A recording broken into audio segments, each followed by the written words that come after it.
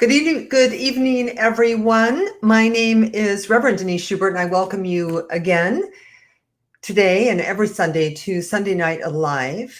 We come together within a context of raising consciousness, of looking at life through a lens of practical spirituality so that we can approach our lives and our world with more effectiveness, more power, more peace, more love, more joy, more all of the things that will actually create a world that can work for absolutely everyone.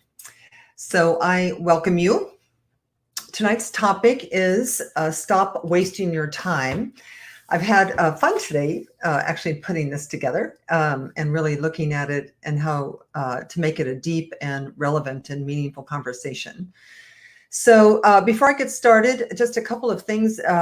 There is a chat room, so if you, I can't actually pay attention to it because I'm here alone, but if you want to check in with each other, just say hi.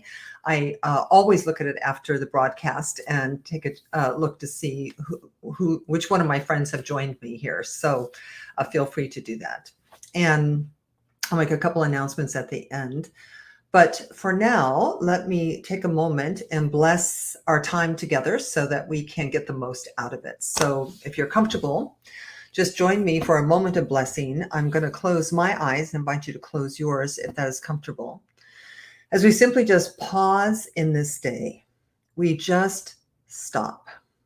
We let our cares, our troubles, our futures, our past simply just be where they are so that we can bring our entire being, our entire attention into this unique and individual moment, a moment that will never repeat itself. And so as we do this, I also recognize that we are connected to each other, that if you are here, something brought you here. We have a contract to be together tonight in this unique configuration of souls. And so I speak my word knowing that each person within the sound of my voice is blessed by being here, gleans something from tonight's practical spirituality topic that can be taken into your life to actually empower you to be to have an extraordinary and authentic life experience. And so I'm grateful in advance for all the blessings we give and all the blessings we get. I know that it is perfect, and so it is. So stop wasting your time. So here, here's the thing. 100 years from now, not one of us will be here. I suppose if you have a baby today, the baby might be here in 100 years, but you and I will certainly not be here in 100 years. And 100 years from now, the world will still be turning. It's very humbling to think that the oceans will still be here and somebody else will be living in my house and going to the places I went. So it kind of makes us a little bit less grandiose than we might think that we are. And, I recently had somebody I felt pretty close to die of cancer. And in the wake of the days that follow such an occasion, there is always, for me anyway, an imminent realization that the possibility of not here exists. And most of us are old enough that we probably have lost somebody important to us. And so we've walked through the physical loss of someone. And we've experienced you're here and then you're not here. And it's an incredibly weird feeling for me, the here, not here. But in my faith tradition, we call death, we call what you and I call dying, we call making their transition, that Connie made her transition. And transition means a period or process of changing from one state to another state. So the lodestone of understanding is that you and I are more than just physical beings. We're more than just a material object. And remember, we're here together within a context of spirituality. We're here within a context of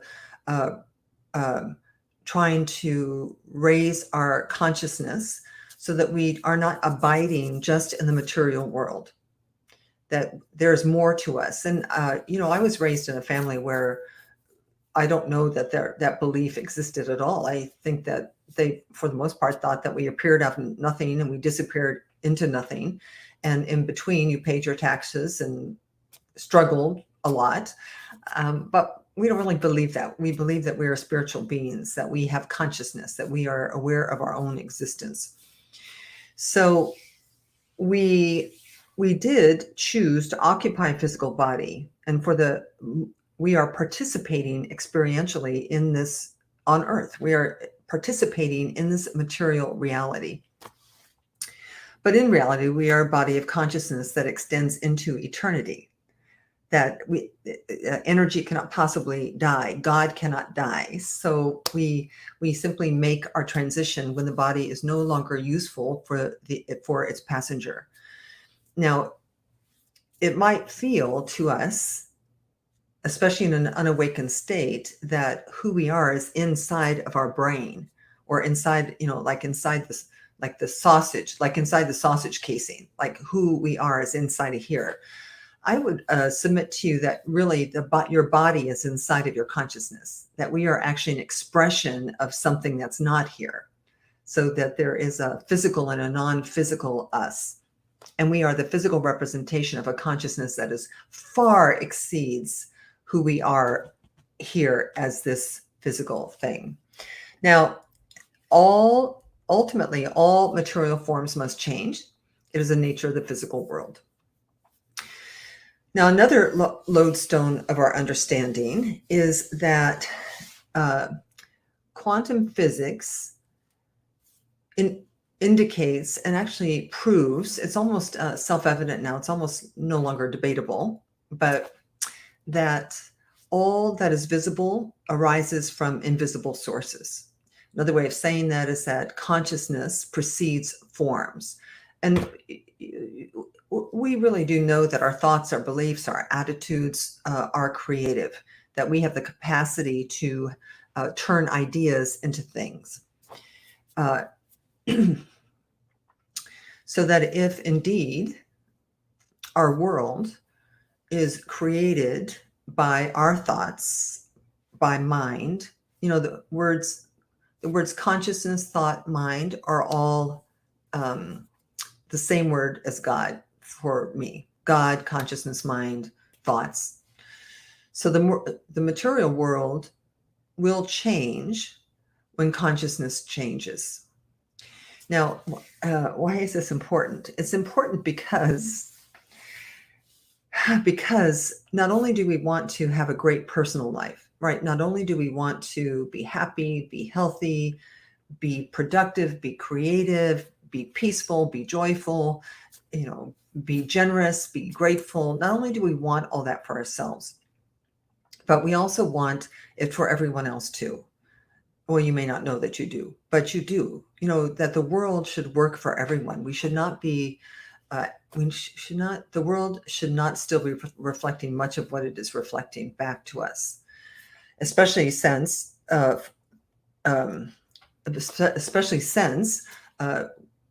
it arises out of us. The Buddha says the world arises with our thoughts, not just mine individually, but ours collectively. There are 7 billion points of consciousness on this planet, maybe more now. Not all 7 billion think of themselves or know themselves to be spiritual beings. Not all of them know that they are co-creators. Not all of them are loving or kind yet, because the ego still is kind of running the show. But nonetheless, in truth, they are 7 billion points of consciousness that are all contributing to the ethers that we are breathing, thinking, allowing in, sharing. So it would be very beneficial as seekers of truth and as seekers of higher consciousness. It would be very beneficial to rethink this thing called death, in regards to not wasting our time. I'm going to get to this in a moment. I'm setting the stage.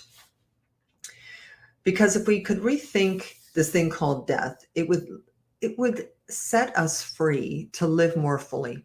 It would set us free to live more fully with less trepidation about dying. Now, nobody wants the process, but to not be afraid of ceasing to exist, to believe that death is merely a shift in the form of you, whatever that means. I don't know that I don't know what that is. I haven't done it yet. Well, that I'm aware of. But if it's not the end of you, and we can just, and it's inevitable. Also, by the way, it's inevitable, right? To have so much fear of death is crazy. It looks like everything is born, everything dies. I would say everything appears and everything disappears from this plane of existence. So if we could imagine that we're here by choice, that we're not an accident, that we chose to come for the sheer pleasure and experience of experiencing the beauty and this realm of existence, the physical realm of existence, to see with our senses, to see and smell and hear.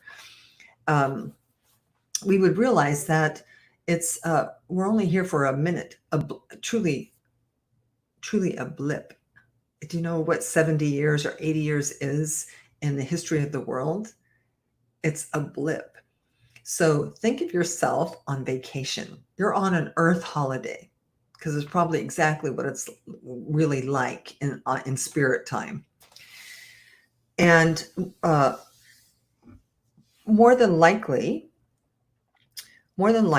if you're like me and like everyone else, there is no time to waste. We have already wasted too much time on too many useless things.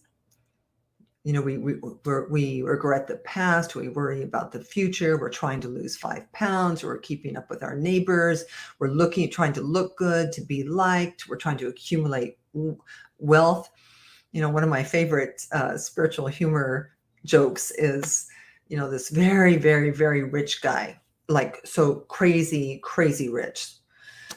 He found out he was dying, and he knew, like we all know, that you cannot take anything with you to heaven. Nothing goes with you. You have to leave everything behind. But he was so rich, he thought that he could negotiate with God, and God would make an exception. So he asked, he said, can I just bring one thing? Just one, can I bring something? And whoever he was talking to, God's personal assistant, I think. But so he was told he could bring one thing. That was it. An exception would be made, and he could bring one thing. So finally he dies, and he has a suitcase, and he shows up at heaven's door, and St. Peter says, did you bring your thing? And St. Peter, and the guy goes, yeah, I have my suitcase. So the guy goes, well, I need to see what you're bringing into heaven. So he opens up the suitcase, and inside of the suitcase is gold bullion. It's full of gold. And St. Peter looks at him really confused and says, why would you bring pavement to heaven? Now, I can't hear you laughing, but I'm going to pretend I can, because of course the streets in heaven are lined with gold. So at any rate, we waste too much time on things that are not worthy of a God's attention, right? That we part of the process of waking up, part of the process of lifting consciousness, is to stabilize all of our life structures, to put our ego in its proper place, so that rather than dwelling in the past and living in fear of not having enough, doing enough, or being enough, we can actually turn our attention outward. Now, I wanted to share, there is an academic white paper that I've been exposed to, which I love, and it came out of the Harvard Business School in 2013, and it's called "The 4 Ways of Being that create the foundation for great leadership, a great organization, and a great personal life." The 4 ways. We're not going to discuss this paper, but I'm going to just tell you about the 4 ways, because we're going to talk about one of them. So the 4 ways to create the foundation for a great personal life are: 1, being authentic. And by the way, the paper does not say the 4 ways of doing. So this is not about doing anything. It's about ways of being, qualities of being. So one is the authenticity. The second is being willing to be the cause of everything in your life, to be responsible for your life. So to not be a victim. And the third one is the one we're interested in, which is being committed to something greater than yourself. And the fourth one is being a person or an organization of integrity. So the one pertinent to today is the being committed to something bigger than oneself. So it says, I want to share with you a little bit about what it says. And we're going to talk about this because the time we want to use our time to leave a legacy for our world. That's what we want to, I think we all want to know that we matter. We all want to make a difference. Now, we may not feel we're able to, and we may be too much in our own stuff to be able to do it, to see how that's possible. But none of us wants to just be concerned about ourselves. And it's not healthy. It doesn't serve us, and it doesn't serve the greater good. Anyway, so this paper says, I'm just excerpting a little bit about it. It says, without the passion that comes from being committed to something bigger than yourself, you are unlikely to persevere in the valley of tears that is an inevitable experience in the lives of all people, including great leaders and including people in their personal lives. These are times when nothing goes right. There is no help. There is no way. There's no help available. Nothing there except what you can do to find something in yourself, the strength to persevere in the face of impossible, insurmountable hurdles and barriers. It goes on to say, when you are committed to something bigger than yourself and you reach down inside yourself, you will find the strength to continue. And the continuance is actually in service to the something greater than yourself than you're committed to. So they call it to find the joy in the labor of. Now, an example of the valley of tears that almost everyone experiences is what we might call the midlife crisis. So at some moment in time, we all stop measuring time from the beginning and start measuring time from the end. And I don't know if you have done that yet, but I have absolutely done that. And I didn't call it a midlife crisis, but my awareness that I might only have, this happened around 65 for me, maybe a little bit younger, but around 65. I actually had this awareness that I might only have 15 to 20 years, good, healthy, strong, vital, vibrant years. Now, people always say to me, well, that's not true. You could live to be 100. Yes, of course. But in my experience, it's like, well, if I only have 10 really great years, am I doing what I want to be doing, right? I mean, how would I spend them? What would I want to do? Like, what would I want to do what I'm doing every day, or would I want to do something else? So the paper says we all stop measuring time from the beginning and start measuring it from the end. Our perspective shifts from how far have I come to how much time and opportunity do I have left. And the authors of this paper said, no matter how good you look, no matter how good you've gotten your family to look, and no matter how much wealth, fame, power, and position you have amassed, you will experience a profound lack of fulfillment. The incompleteness, emptiness, and pain expressed by the common question, is that all there is? So the authors say there's nothing inherently wrong with wealth, good looks, fame, power, or position. But contrary to almost universal belief, they will never be enough. Now, if you're on this call, if you're attending Sunday Night Live, you probably already know this actually. But facing up to this idea that everything that we have, it is not quite enough, leaves us disoriented, disturbed, and lost. No matter how good you look, or how much you have personally amassed, it will never be enough to avoid this crisis of time, this crisis of time passing. So they say dealing with the crisis of, is this all there is, lies in the commitment to the realization of a future that leaves you with a passion for living. I'm going to say that again. Dealing with the crisis of, is this all there is, lies in having a commitment to the realization of a future, your future, that leaves you with a passion for living. Now, they offered up a quote, which if you attended my center in North Carolina or have been around me, you've probably heard me quote this before because it's a beautiful writing by George Bernard Shaw, and I want to share it with everybody tonight. So I had to parse it up, but essentially it says, this is George Bernard Shaw. He says, "This is the true joy in life, the being used for a purpose recognized by yourself as a mighty one. The being a force of nature instead of a feverish, selfish little clod of ailments and grievances complaining that the world will not devote itself to making you happy. I am of the opinion that my life belongs to the whole community, and as long as I live, it is my privilege to do for it whatever I can. I want to be thoroughly used up when I die, for the harder I work, the more I love. I rejoice in life for its own sake. Life is no brief candle to me. It is a sort of splendid torch, which I have got hold of for the moment, and I want to make it burn as brightly as possible before turning it over to future generations."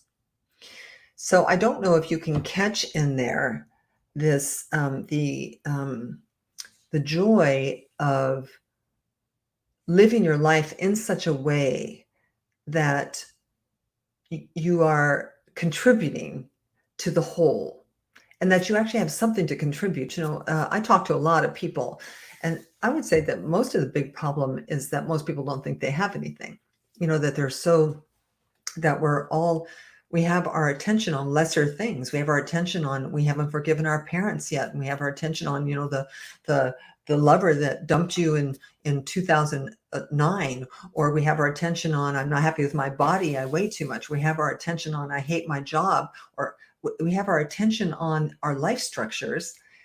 And the fact is, those things are so easily handled once you have a commitment bigger than yourself. You kind of whip yourself into shape because you need the time and energy to be able to do them. Now, this particular paper was published in an academic context, but it translates into a spiritual context really quite easily.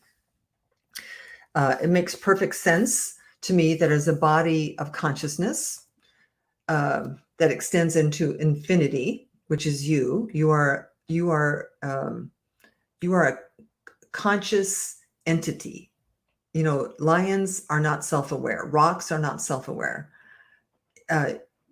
Human beings are unique. So as powerful co-creators, we are not accidents. We are not accidents. You and I are not here to get something. We're not here to be takers or getters. We're not here to buck up and suffer through life. That's there's no divine intention that we suffer. That's an old idea that we must get rid of. You were born an original blessing, full of gifts and talents, full of an intention to grow your soul. Ooh, little thunder out there, right? So you have an intention to make a difference here. I hope. And by the way, your mandate to grow and evolve has to do with your soul's wanting to become more loving, more patient, more flexible. And you came here to do that and to contribute. Now, I love this next quote. Now, I can't say I've unpacked it fully, even for myself, because it's so beautiful. All I know is when I read it, it kind of made me well up a little bit. And it's by Rumi. And Rumi says, it's as if you could kill time without injuring eternity. As if you could kill time without injuring eternity.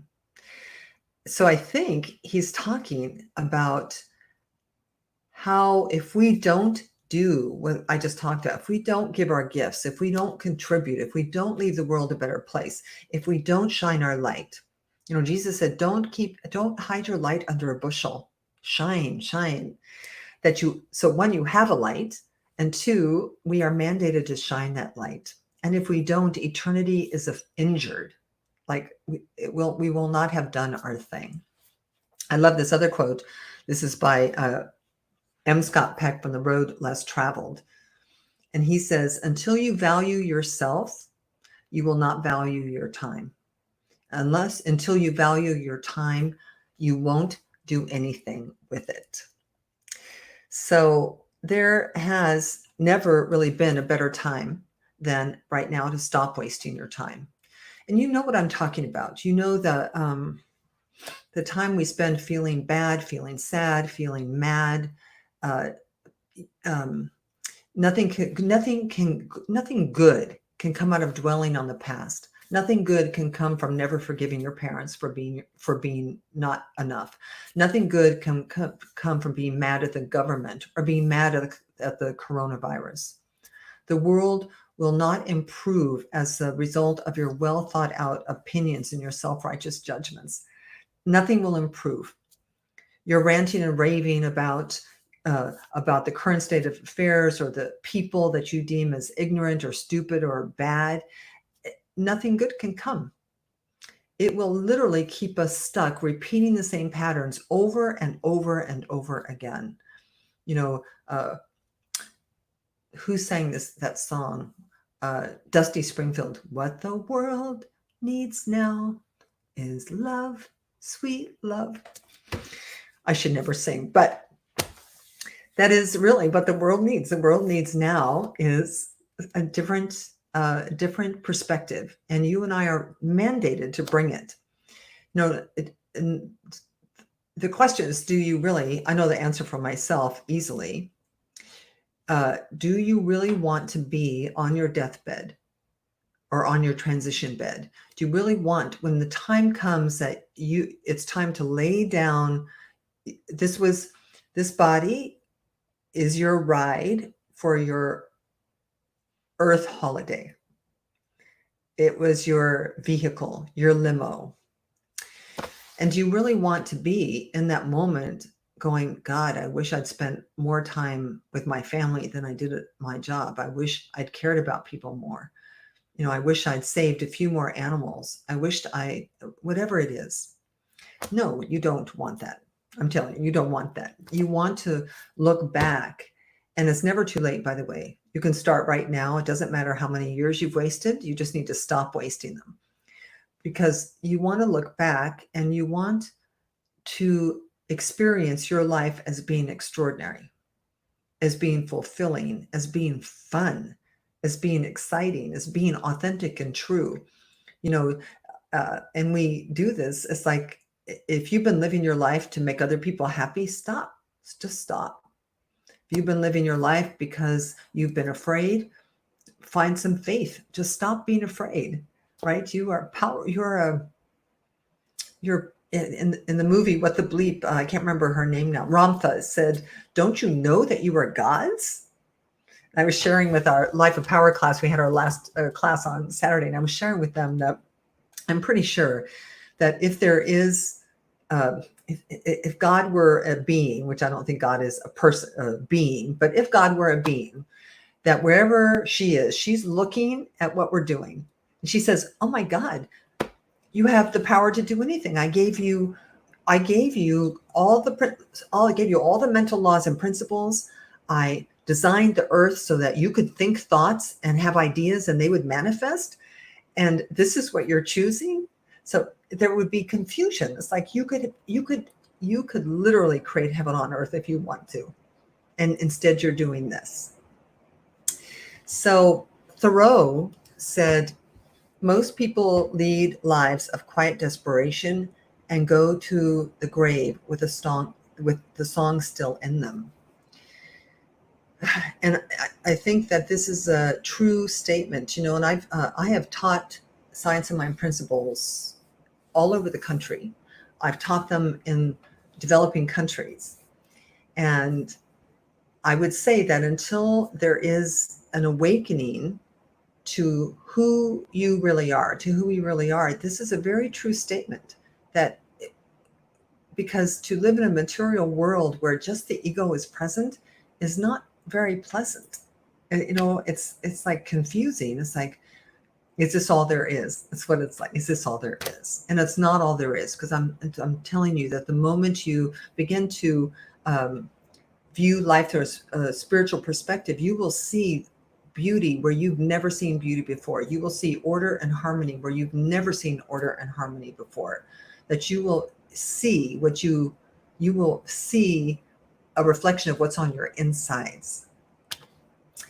So, so the world is waiting for us to sing our song. It's waiting for us to dispense our gifts and talents.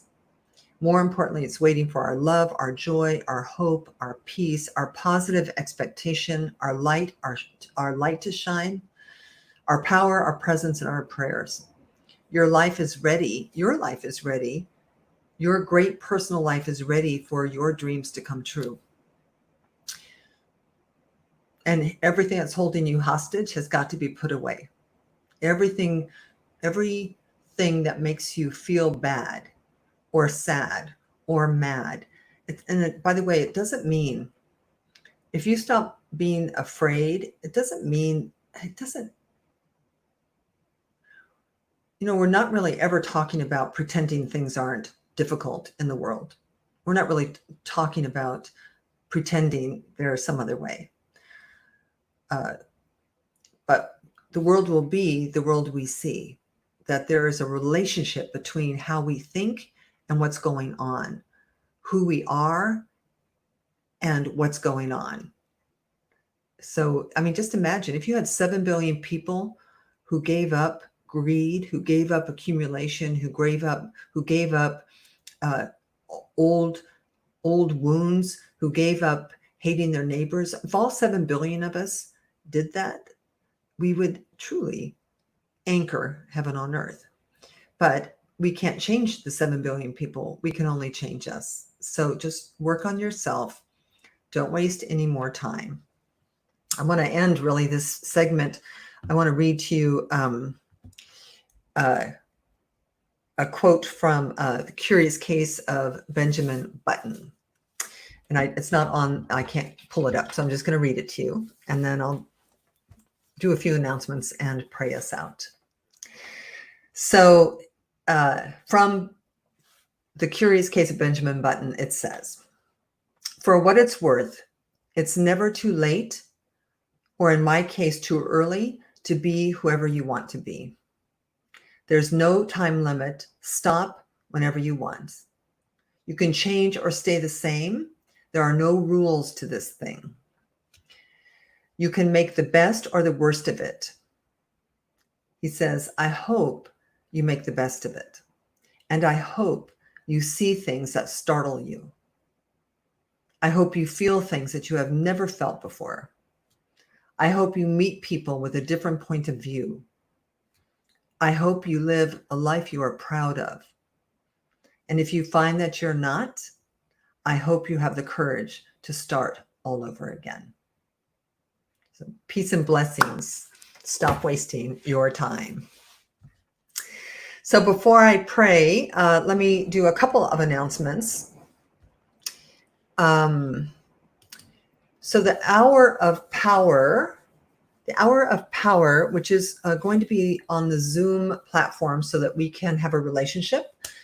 It'll be practical, spiritual, probably a talk, some sharing, some exercise, some meditation, maybe some music. We'll see what we want to do, but it will be a more interactive opportunity for consciousness raising. That starts this coming Saturday at 10 a.m. You can register on my website if you want me to have your information from my mailing list. However, I've decided not to limit registration that way because you guys don't really want to do that. So the Zoom meeting ID is on the screen right now, and the password. I will also post this everywhere on my Facebook page and my website. But if you want to join, all you do at 10 a.m. is come to this meeting ID and put in this password, and you will be with us. Right now we have, well, I'm thinking we're going to have 30 to 40 people. I'm not sure. We'll see. Also, next Sunday, our topic will be Celebrate Yourself. Sounds like fun, doesn't it? Or I'll celebrate you. You just come on in next Sunday at 5 and I'll celebrate you. The next Life of Spiritual Power 8-week mastery class begins on Wednesday, August 5th. It's an 8-week mastery class. It's great fun. It's deep. It's consciousness building. It's community raising. I think that if you're ready for a deep dive, an intensive kind of experience, you might really love it. So you can just go to my website, deniseschubert.com, and check out more of the details and also register. And feel free to contact me if you have questions. So that is it. If you, before I pray, obviously this work is available to everybody in this venue, but if you want to make a love offering or a tithe to the work to keep the technology and everything going, I appreciate it. I accept it. And you can do that through PayPal, revdschubert@gmail.com, or on my website. So thank you. Thank you for being here tonight, wherever you are in the world. I love you. I appreciate you. I appreciate your interest in growing and evolving and opening and softening and just becoming the best you can possibly ever be, and to loving each other.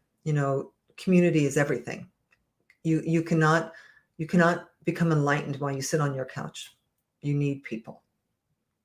As much of a pain in the ass as they are, you need them. We need each other. So, all right, so let's pray. For if you're new to me, we're not praying to an external God, to a reluctant deity. We use the word prayer, but what we're really doing is we're aligning our consciousness. We are changing our mind. We are leaning into spiritual principles that are true in order to have them express in, through, and as our individual lives. So join me once again. I'm going to close my outer eyes, invite you to close yours, which is simply to allow the world and all of its conditions, its people, its places, its situations, its circumstances, all the bad ones, all the good ones, all the perplexing ones, to simply be where they are, to withdraw your attention from them. And as we close our outer eyes, we open our inner eyes. We begin to gaze inside of ourselves, into that place and space and dimension within us that is whole and perfect and complete, that is more than the body, more than the circumstances, and more than the world. And we begin to recognize within ourselves our the authenticity of our love, the authenticity of our brilliance, the authenticity of our true interest in being a beneficial presence on this planet. And that it is in this place that we are connected to each other. It is in this place that we live on the web of connection. It is in this place that it is why something can happen around the world and we feel it in our subtle bodies. And so it is from this place of connection and community and the divine center within all beings that I just speak my word for and about each person within the sound of my voice, affirming for you and with you that your attention turns to the matters of your spirit, to the matters of being committed to something greater than yourself, to giving your gifts and talents, and whatever part of the earthly experience you want to give your gifts and talents. Some of us are interested in children. Some of us are interested in animals. Some of us are interested in health. Some of us are interested in music. Whatever it is your thing. That's your thing to give and to give and to give and to keep giving. And so I proclaim and accept that all of the crooked places in your life that need to be stabilized so that you're free to give, that occurs effortlessly, your health, your money, your home, your relationships, all up-leveled in this moment, all stabilized in this moment, all valleys raised, all mountains leveled, so that you walk away from this time tonight with more time to give, less time wasted, more time spent in a manner appropriate to a god or goddess. And so I just am grateful, and I just release my word into these mental laws and principles that say yes to the words that we say, to the feelings that we deposit there. We are conscious seed planters. And so we can leave this time, I know, expecting and accepting a radical transformational shift in our living. And I am grateful for it. And so for this and so much more, we let it be. We let it be together by saying, and so it is. Amen. Namaste, everyone. Namaste, everyone. So great to see you tonight. I hope to see you next Saturday morning at 10 a.m. for the Hour of Power inaugural meeting. I'm so jazzed at seeing faces, and have a wonderful week. So bye. Love you.